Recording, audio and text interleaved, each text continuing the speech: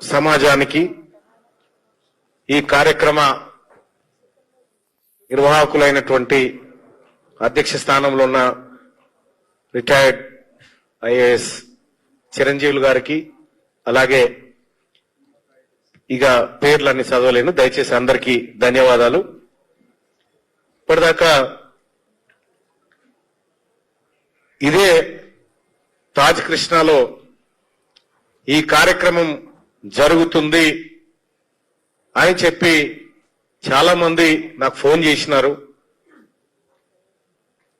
అన్న మాకు ఇంకా సమాచారం రాలేదు, ఇంకా తెలియలేదు అంటున్నారు. ఇప్పుడు చిరంజీవులు సారు ఇక్కడ అనుకున్న లెక్కనేమో ఇగో ఇంతమంది వస్తారేమో, ఆ బయట ఇంకో 200 మంది ఉన్నారు.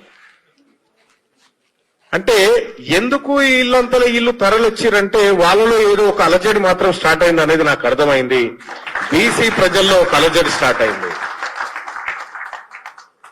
ఆ అలజడి సరే ఎక్కడికి దారి తీస్తుంది అనేది మనం ఒక మాట చూస్తే, ఇటీవల కాలంలో రఘు చెప్పినట్టుగా మీ ఎజెండాలు పక్కకు పెట్టండి అని అంటే, నిజంగా చెప్తా ఉన్నా, ఇక్కడ నాకు రేవంత్ రెడ్డి గారు కావన్నా బీసీలు కావాలంటే బీసీలే కావాలి.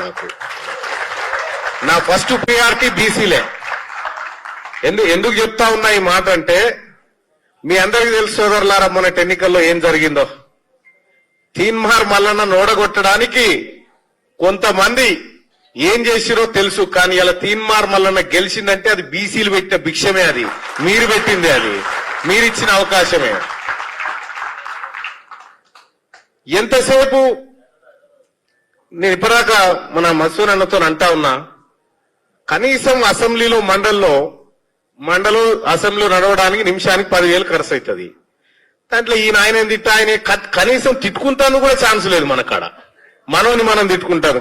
మొన్న బండా ప్రకాష్ అన్న డిప్యూటీ చైర్మన్ గారు చైర్ మీద ఉన్నాడు కాబట్టి నేను ఆ మాట్లాడగలిగిన, లేకపోతే ఆ అవకాశం కూడా లేదు నాకు.